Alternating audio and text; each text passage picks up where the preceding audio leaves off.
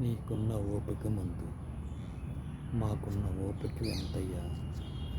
నువ్వెంతో ఓపికగా ఉండి ఎంతో మంచి మంచి భారతదేశానికి యువకుడై ఉండి ఆ రోజుల్లో నీవు చేసిన పని మాకు స్వతంత్రం తెచ్చిపెట్టి అలాంటి నీకెంత ఓపిక చూసి మీ అంత ఓపికగా నీ అంత దీనంగా నీ అంత శ్రమ దీనుడిగా బ్రతకాలని అనుకుని నీలో ఉన్న లక్షణం ఏంటంటే కష్టం వచ్చినా కూడా కన్నీళ్ళు పెట్టకుండా ముందుకెళ్ళి ఉప్పు సత్యాగ్రహం చేసి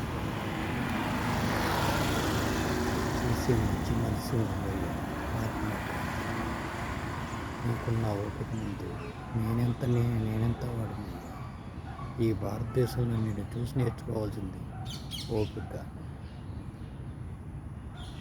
నీలో ఓపికను నేర్చుకున్నవాడు ఎప్పుడైనా చాలా మర్రి చెట్టులాగా ప్రపంచమంతా నీ పేరు మారుమోగే అంత మహనీయుడు అవుతావయ్యా.